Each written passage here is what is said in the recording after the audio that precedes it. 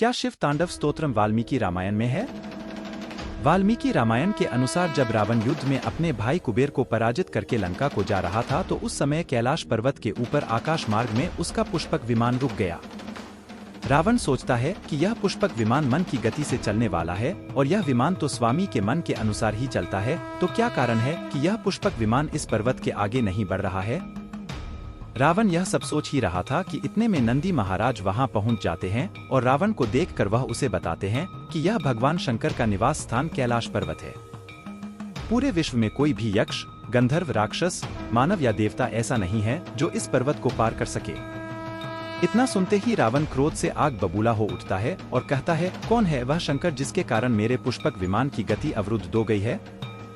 आज मैं इस संपूर्ण पर्वत को ही उखाड़ फेंक देता हूँ। इतना कहकर रावण ने अपने दोनों भुजाएं पर्वत के नीचे घुसा दी और फिर अपनी भुजाओं से संपूर्ण पर्वत को हिलाने लगा। पर्वत के हिलने से भगवान शिव के सभी गणों में कोलाहल मच गया। गणों को शांत करने के लिए और रावण के घमंड का नाश करने के लिए भगवान शिव ने खेल खेल में ही अपने पैर के अंगूठे से संपूर्ण पर्वत को पुनः नीचे की ओर दबा दिया।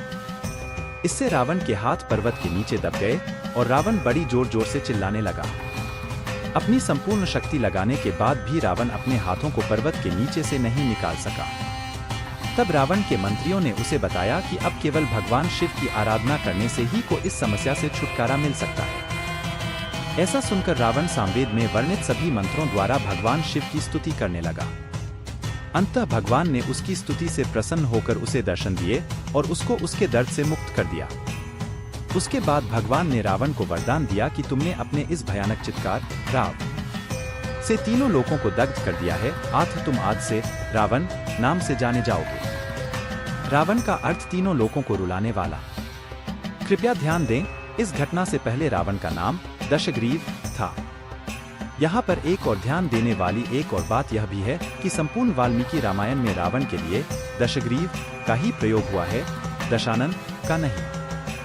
दशग्रीव का अर्थ है 10 गर्दन वाला और दशानन का अर्थ है 10 सिर वाला।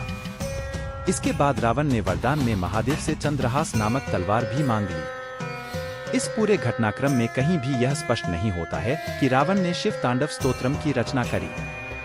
उसने तो सामवेद के श्लोकों से महादेव की स्तुति करी थी। हो सकता है कि रावण तांडव की रचना कभी बाद में करी हो, लेकिन इसका प्रमाण भी वाल्मीकि रामायण में नहीं है। धन्यवाद। जय श्री राम।